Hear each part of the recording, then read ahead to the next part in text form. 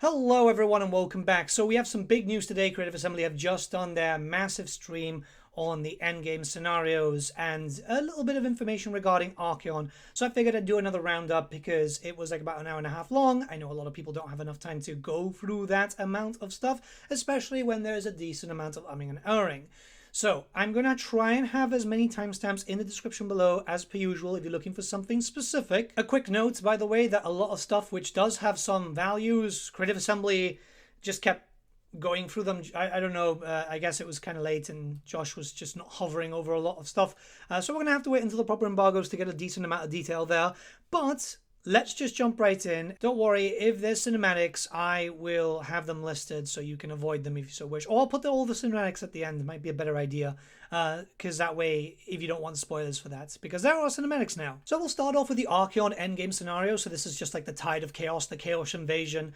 It will give you some information with a screen when it finally pops up. And it will drop in different turns. It depends. There are some confirmed back-end stuff and some screens that will appear before that in a effort to warn you so you can prepare. But the most important thing to note here is like there are Chaos Line factions that all of them have aligned under Archaon under one single banner.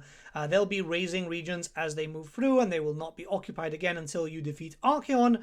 Provinces with half or more regions that have been raised will become devastated. So we'll talk about devastation in just a little bit. And then all factions fighting against Chaos will start to get like big diplomatic bonuses towards each other. The idea here is the whole, if you remember from Warhammer 1, Shield of Civilization, it's kind of similar to that. So everyone's going to try and get there. It has been confirmed, by the way, when it comes to these endgames, that factions will start to be targeted. It's not just going to be player bias here, and they will start to hit everyone else in their way, which is best. You know, you don't want that situation where everything just looks like it's going for the player, right? There's also some details with defeating the invasion. So obviously, at the beginning, you can't fight Archaon. You're going to have to weaken him. So you're going to have to fight other invasion forces to reduce his ward save. And his forces' ward saves, by the way, his units will all be very, very, like, amazingly strong. Then there's like dark fortresses that you need to take out, and you have to defeat Archaon in the end with a final battle. It is confirmed that there are final battles for all three new invasions, so the Chaos Invasion, the Vermintide, and also Nagash's forces. I think that's a pretty good system. At the end of the day, we want to see more of this, and they've said that they're trying to make these as thorough as possible, with the idea of like they didn't like the original crisis events, and that's why they're more mid-game, whereas the narrative is back. You've got that feeling. Apparently there's new voice lines for Archaon and Karlfrans and the rest, so you're going to be seeing a lot more of that to get you the feeling that this is the invasion. When it comes to the invasion itself, there's a lot more happening because it's not just all this. You're going to be seeing a rise of chaos armies all over the place as all of them just appear. There's going to be armies spawning in different locations. So for example, he's playing as Karlfrans here. There's a few armies like Kolek and Sulfuriel and the rest spawning around the Grey Mountains, but they will spawn in different locations depending on your campaign, how far you've expanded and the rest, which is great. It's not a set thing. You can't always be prepared for it. You start to see devastation as things improve. Well, not really improve. They get worse for you as chaos starts spreading and it starts to change the skybox. It'll change music and the rest. That's all really, really cool. It gives you the sense of urgency because chaos is getting stronger and stronger. It is confirmed, by the way, that if you are fighting in corrupted areas that are chaos devastated, if it's got a lot of Khorne influence or Slaanesh influence, you will see battle maps from the Realms of Chaos, so from the Realm of Chaos map that we haven't really seen in years here.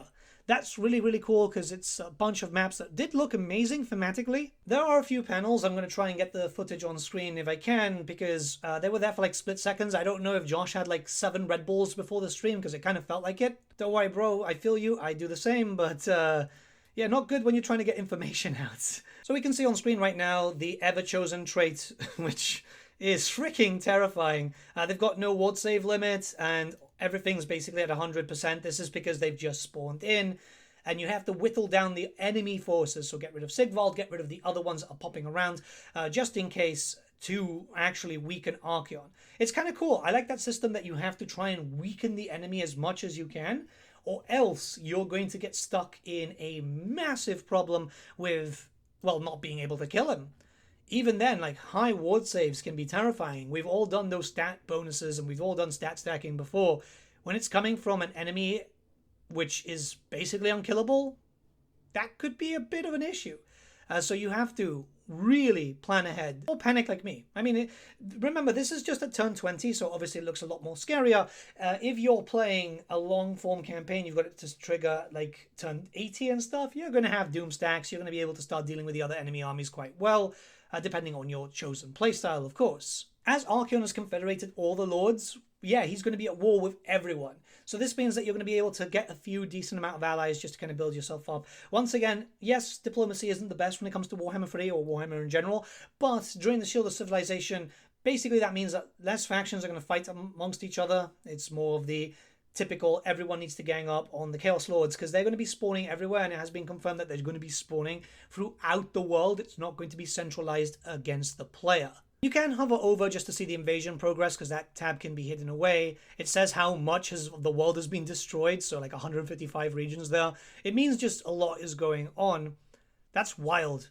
It's why I was kind of curious because the turn time ending said that there was only 124 factions left, which is like insanely low when it comes to turn 20. So who knows what's going on there. But that's essentially the gist of what they've showcased. Obviously, there's going to be more with intro events and the rest. And I don't imagine it'll be too long until proper like greater embargoes happen. So I can actually show some stuff. And, well, it would be nice in general just to get access to something so I can start preparing videos. But who knows when that is. I guess they're waiting until after like they're done with Gamescom. Because I think most of CA are there now in Germany. They should be, right? Starts today, I think. Alright, so before we jump on to Nagash and the rest, we're going to talk about the back-end changes. So stuff has been cleaned up, unusual location, the crises, and all the rest. You can have all three of the end game scenarios pop up, by the way. So that's the Vermintide, the Nagash Ascendancy, and the Chaos Invasion. They won't pop up at the exact same time. So once you do one, another one will trigger, and then another one will trigger. The idea there is just to have, like, if you want a really hard gameplay, which makes sense lore-wise, you'd want to have all three. It's a shame that they didn't go, fuck it, we ball, and just put all three, but it makes sense considering that some of them are quite harder. They've talked about the experience with them, like the Chaos Invasion is quite strong, the Nagash one gets stronger and stronger. And apparently those final battles are a doozy, so probably a bit too difficult, but I think if enough people call out for it, they might just go, screw it, let's add in a button to have all three. Ultimately, I like the idea of this. It makes it a lot better. And what happens with this is, by the way, with Archaon, you can still play as Archaon and you can play as one of the Chaos Lords and you'll get that trigger about like the end game. But if you're playing, you can't play as the Skaven and have the Vermintide trigger. You can't play as Nagash and have the end times trigger for him too. Which I guess makes sense, or any human faction. The only time that you're going to be able to be the end game scenario yourself is by playing as Archaon, which I think is fair. Back-end updates are quite important. I know it's not the most exciting thing for a lot of people, but having more options, more customization for your campaigns overall is better for the health of the game. And I did see a bunch of comments for people asking, it's like, oh, can you remove these updates? Can you remove the endgame scenarios because they don't like it? I personally didn't like the crisis, so it's cool to see that we've got that option. Alright, so we're going to move on to Devastation. Devastation is going to be a new feature for the campaign map, and there's three types of a Devastation. There's Skaven Devastation, Chaos Devastation, and of course Undeath's Devastation. You're going to see this play out through your campaign, and it's going to change things visually. As you can see, there's going to be massive changes to the visual aspect of the map. Some areas will look more destroyed, new fishes will open up, and the rest. There are going to be campaign effects. It has been confirmed that it's not just a visual thing. It will change around battle maps and the rest, with there being a few new battle maps to follow that Devastation. Unfortunately, well, they showed one, but they barely went across it, and there was not really a lot of conversation about it. I don't know if they were pressed for time or something, but yeah, it kind of made things go a little bit slow there. I'm looking forward to see how this works out properly. This is one of those features which, I mean, we've had corruption, but apparently this is supposed to be corruption plus, if I'm understanding correctly, so I'm hoping that it's got a lot to do there. Now, we are going to start moving on towards the Skaventide and the rest. Again, the cinematics I'll leave until later on, so that way it's a little bit better for people to look without getting spoilers if they don't want any spoilers. All right, back to the mechanics now, and it's called the Vermintide, but I would have called it the Great Ascendancy because that's what it's supposed to be. So, how it works here is, once again, all Skaven factions have united under Screech Verminkin, so he becomes like a legendary lord, I assume, rather than a legendary hero, how he is in your campaigns. And all the Skaven factions are now going to start being more active. So the Vermintide settlements are always visible. These are brand new settlements which allow for extra spreading, faster armies, and the rest. Armies will continuously spawn nearby, and the larger the settlement, the more armies it can spawn. Vermintide undercities are always visible and spread rapidly. The longer one is allowed to exist, the more it will sap the wealth of the settlement above. So you have to start getting rid of them ASAP. And then finally, all factions again will start to unite against the Vermintide because, well, this one's very dangerous, isn't it? So you have to start defeating them as fast as possible. You have to focus on the Vermintide armies, or else they're going to start spreading more and more, taking the settlements away from them, focusing on recapturing the settlements, and getting rid of as many undercities as possible. There are going to be new buildings, which we'll talk about in a second, which will pop up, and that'll help you kind of like do Scorched Earth and the rest. And the way that you progress through this is actually fighting other Skaven factions, so you can get war plan knowledge. So you need that knowledge to be able to find out what the Skaven want to do and then get into the final battle. This is obviously Total War, so a lot of these mechanics are going to be very similar to each other, but they're going to have their own distinctions, which I feel is going to help make each of the endgame scenarios feel a little bit different. And it's very obvious when you start looking towards Nagash, which we'll talk about a little bit later. Yeah, I mean, I'm kind of excited about this. I mean, everyone's played Vermintide, now you get to live it in Total War. What's not to love, right? So again, there's a side piece there which just says how many enemies there are and the rest, and how, like, eliminating certain rats is 165,000. That's all kind of tied to that. Again, Josh was just kind of like skipping through stuff very quickly, but it's just to showcase what's going on, like with the amount of enemy armies, and they're not spawning all around you. So this one's focusing very heavily across the world where they make sense thematically. You're just going to get all the Skaven appearing and fighting with other factions because everyone is a potential enemy there. I like the system. I think that's kind of cool. The new settlement stuff is kind of focused on that too, where it's like, oh, as you get a Vermintide settlement, there's a 10% chance of it to create an undercity if there isn't there, and then an extra army every 5%, and it gets bigger and bigger. It's been said that as the settlements start to get stronger, those values will become more problems. So you're in Lustria, right, and you're fighting all these Skaven. If you've defeated all the Skaven, you have to move to another location just to like deal with that. And if the AI allies aren't really performing too well, that's going to mean that things are going to get pretty bad, and they're going to start spreading there quite dramatically. I like that system. I think that's going to be quite good overall. Hopefully that means that the AI is going to deal and handle with stuff a little bit better. You never really know, because sometimes they can get a little bit strange. But it's all to do with faction potential and the rest. So some new buildings will appear when the Vermintide shows up, and this is going to let you do some Scorched Earth mechanics or some reductions against them. The idea here is, well, essentially the tech that we've got from Total War Saga Troy, when some stuff appears and you can get some extra buildings. I like that that tech has been introduced. It could be introduced with other stuff too. So here's hoping that that is the case. But I'm happy to see this. The more buildings, the more theming, that's all very, very useful. Not a lot of real information there, just the usual stuff. But again, super, super cool. I like the fact that they're experimenting more. It's a new thing for Creative Assembly to show a lot more experimentation, and hopefully this is going to keep going into the other games too. The more experimentation for Total War, the better. It's about time that a drastic shift started coming in. Alright, so we do have some word regarding the intro kind of stuff to the invasions themselves. So there's two apparently, unless I've misheard.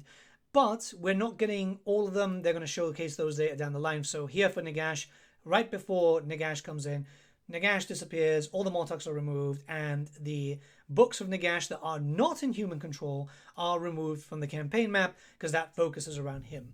I think that's a pretty cool system. Basically, that's going to happen with Archaon and the rest. They just disappear from the map, and then boom, they come back in a massive amount of fire. And this is where we get the Nagash attack, right? So it's called the Great Ritual, which means that he and his Mortocks have joined under one united force, and undead factions loyal to Nagash have become his vassals, right?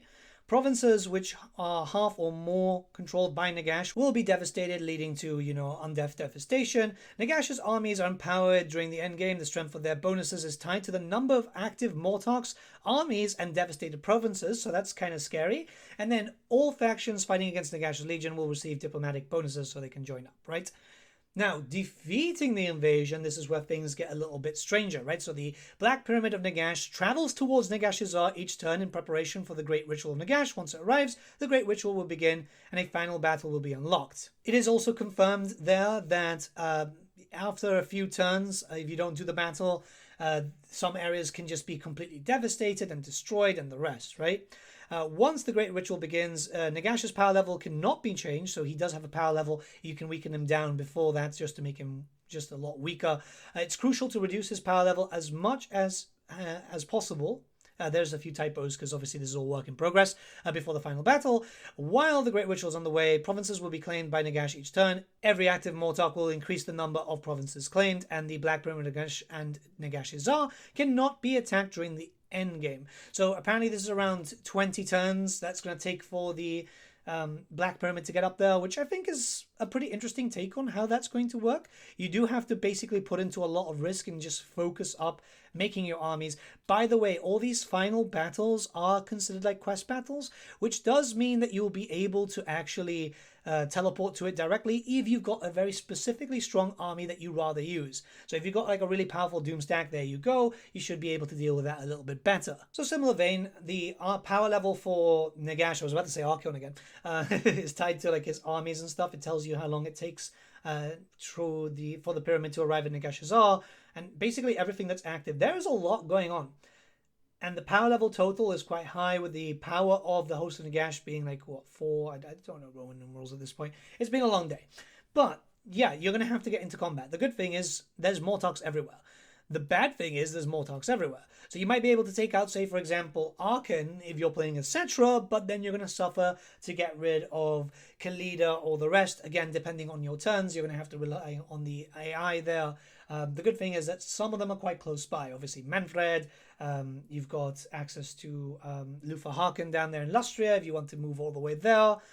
I'm really curious how to see what's going to happen in the game with this dynamic. It does feel like they finally found the formula that's needed for the endgame scenarios, which is good. I mean, I don't expect any more for Warhammer 3, but I do expect some for like 40k. So that's stuff that could be looked at towards the future. Either way, all looks pretty damn good here. Okay, the Archaon rework. So we have a lot of stuff coming in here. One thing is that you will be able to get access to all the other Chaos factions, barring the Chaos Dwarfs, with their legendary lords. So as far as I'm aware, this means Norska too, and the Monogods. And what happens here is you have to beat them in combat, or if they get defeated themselves, you'll be able to have a quest battle. A dilemma will pop up and you'll be able to fight them, and if you beat them, you'll be able to recruit them. This means that you'll be able to pick up Scarbrand and the rest if they're on the other side of the world, which they usually are, and you won't have to worry about like beelining straight for them. You can still play Pokemon. So he's got his own unique mechanic for that. I think that's pretty cool. Obviously quite unique. The other Chaos factions don't have access to this, but it basically means that you can do like the full-on, if you played back in the day in the End Times rule set, the Legions of the Everchosen. So a little bit of mix. Don't know if that's going to change anything when it comes to the changes or anything for buildings to be able to get more demons. We're gonna have to wait and see, because I feel, and they did mention that they didn't go over everything. Mitch wasn't the guy who did the Archaon rework, so there might be some changes there. Only one can hope, right? Because it would be nice to be able to pick up some basic heralds and the rest, just to like have more themed armies. However, that's speculation, and I don't want to talk about speculation in content where we are talking about what we do know. It does mean that you get access to all the legendary heroes also, so if you want that 20 stack with Archaon, you can. Especially now, since I think it's, 4 new legendary heroes for Nurgle? That's going to be wild. And it does mean that you'll be able to pick up some characters quite early. If you're playing as Archaon, you've got Tamokon and also Arbal right there. A little note with Tamokon, however, if you want to wait to get all his pseudo-legendary heroes, you're going to have to wait and let him expand a bit so you can pick up all the rest naturally. If not, you're just going to be able to pick up whatever ones that he recruits, plus obviously the Kha'Zix the Befouled, which is generally the one that the AI normally goes for.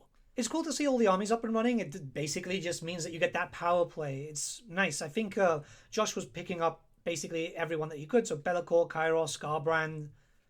Like, it's going to lead to a massive theme, and this isn't everything going on. Of course, there are some mechanics tied to it because you will be playing as the Chaos Invasion. Victory conditions have changed, but look, when I get access, I'll do like a full-on thing with all the victory conditions, because it does look like a lot of, well, basically every character, barring the usual, have changed.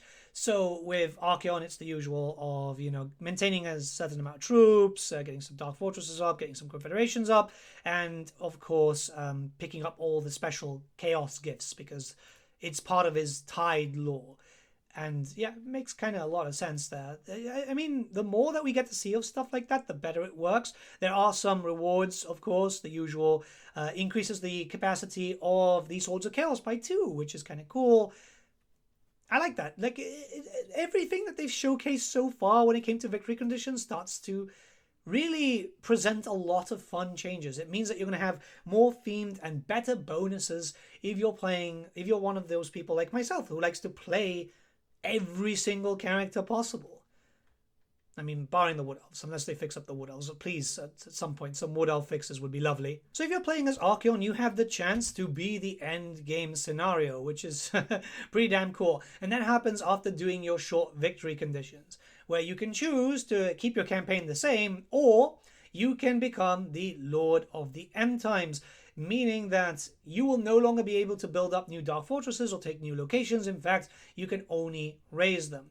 But you will get more ward bonus, upkeep reductions, and even income from looting, sacking, and raising settlements by large margins for all your armies too, barring the ward save, of course, as long as you just keep, like, destroying areas, more destruction going around, and then you can start choosing to get more factions, and just the rest being like a complete and utter psychopath. I mean, I like the idea of that. Like, you have the choice. You don't have to do it. You can keep on building your normal stuff, or you can just go and destroy whatever you can. Ultimately, yeah, I think this is going to be quite cool to allow you to play overpowered mode. Again, people say like they don't like that idea, but the element of choice is probably the best way to go. So we have to see what actually comes from it, because even Josh said that. It's like, well, we probably haven't shown everything, so hopefully there's a little bit more to that. I'm curious to see how everything's going to go. It would have been nice if they were shown some like battles to Confederate Lords and stuff. That would have been kind of cool. It has been confirmed, by the way, that yes, the Skull Reapers and the Wrathmongers have been added to the upgrade tree, so the warband system. They cannot go, as far as I'm aware, from chosen to that, likely because of the cultural thing, because remember that those troops are Scaramore troops. So what happens is that you can turn your Skull Reapers into Wrathmongers, and that's the only thing that you can do. He didn't show anything else in that regard, which is a bit of a shame, but I guess he can't really showcase the Nurgle stuff until next week, when they're going to do a Glotkin reveal stream. This stuff is always like quite embargoed, and they're probably doing like last builds to do any fixes and fix up any issues, because like, I don't know if you guys realized, on the Steam page for the screenshots, the Putrid Vikings were horrendously cursed. It wasn't even mutations, it was just like really bad imaging, because like textures start breaking and stuff. So they're probably looking at that. There has been some pretty cool news. You know, after many years of Creative Assembly teasing it, Sigvald is getting updated. So he's going to be treated as a Slaanesh Lord. He's still a Warriors of Chaos Lord. He's not moving to the Monogod roster. What is going to happen is basically going to be like Azazel, which is good. This is good. I didn't like Sigvald being treated as an undivided lord. I felt that was like super weird. So again, seduction, vassals, game immunity, bonuses towards like the Marauders and the rest. I'm kind of happy about that. This is something that was desperately needed for the purpose of theming. Yeah, I mean, this is cool. I'm pretty happy all around from what's been showcased. I feel like there likely is a lot more, and we will be seeing a decent amount of information as time progresses. Let me know what you guys think in the comments below. There goes my cat again. We'll start a little bit of a discussion. I'm curious to see what you guys think about all this. Obviously, not everything was showcased. They do these limited time streams. This is why I prefer doing like my 8-hour marathons, but I'm pretty sure... Okay, I've had to hide his mouse toy for a while until I finish recording, but... Yeah, I'm pretty sure that, Josh doesn't want to do like an 8-hour stream, you know? It makes sense because he works on like community stuff, so he's probably on the Reddit and the rest. I am going to leave you with all the cinematics, so this will be in the last little bit. And yeah, have a great day, guys. Tomorrow there's like 40k news apparently, so I'll look towards covering that when I can. Whew, this has been a long day. See you guys. Have a good one. Oh yeah, and just a little bit of a note. the cinematic is buggy for the Words of Chaos one because their stream kept dying, which was weird. And I think the Skaven one doesn't have background music because it's still work in progress. Keep in mind that everything being showcased here is work in progress. In the north, the winds howl in madness. They tear the land asunder. A doom long promised. The tribes of chaos gather beneath the 8-point star.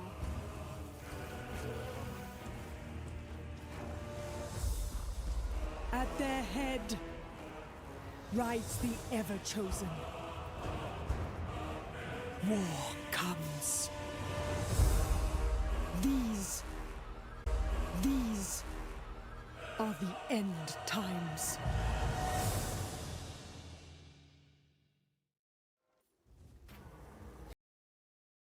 Across every land, its toll resounds. The dreadful peal of inevitability. Skaven lurk in the depths. They await its final clangor.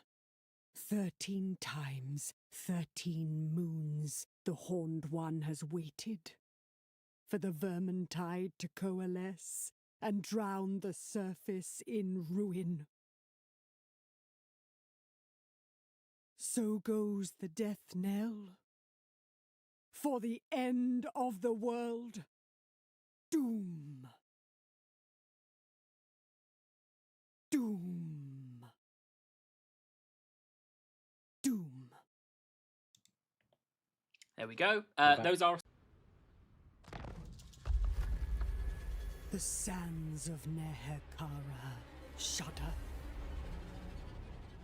What little life remains is consumed. The undead legions rise. Their souls enthralled to the Master's call. All who hear his silent command must answer, powerless before its irresistible pull.